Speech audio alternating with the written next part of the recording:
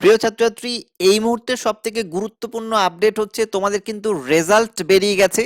অর্থাৎ এই যে টেট পরীক্ষার যারা 2017 সালের যে ক্যান্ডিডেট, যাদের অনেক দিন ধরেই তোমরা অধীর আগ্রহে অপেক্ষা করছিলে যে তোমাদের রেজাল্ট কবে হবে, দেখো তোমাদের রেজাল্ট কিন্তু এই মুহূর্তে বেরিয়ে গেছে।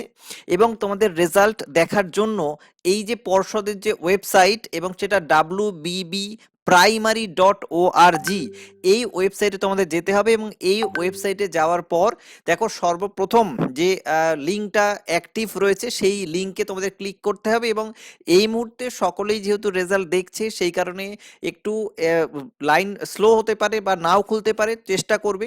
তো আমি তোমাদেরকে দেখিয়ে দিচ্ছি। সর্বপ্রথম যেটা করতে হবে, ক্লিক হেয়ার, দেখো result of TET 2017 examination conducted by WBBPE লেখা রয়েছে। আমি এই ক্লিক হেয়ারে ক্লিক করলাম, এবং ক্লিক করার পরে আমার একটি নতুন উইন্ডো খুলে গেল, এবং যেখানে লেখাই রয়েছে যে result of teacher eligibility test 2017 সাল। এবং এইখানে তোমাকে রেজাল্ট দেখার জন্য তোমার রোল নম্বর পুট করতে হবে। তোমার যে রোল নম্বর রয়েছে সেই রোল নম্বর এবং তোমার ডেট অফ বার্থ, এই দুটো দিতে হবে। এবং ডেট অফ বার্থটা যে ফরম্যাটে দিতে হবে সেটা হচ্ছে DDMMYY, অর্থাৎ প্রথমে ডেট, তারপরে মান্থ এবং তারপরে ইয়ার, এই অনুসারে দেবে এবং সাবমিট করবে। তোমাদের সুবিধার্থে আমি যে কোনো একটা রোল নাম্বার, কারো একটা রোল নাম্বার এখানে একটু ইনপুট করে চেষ্টা করছি, যদি খুলে যায়, কারণ অনেকেরই খুলছে না সাইট, আমি জানি সেটা।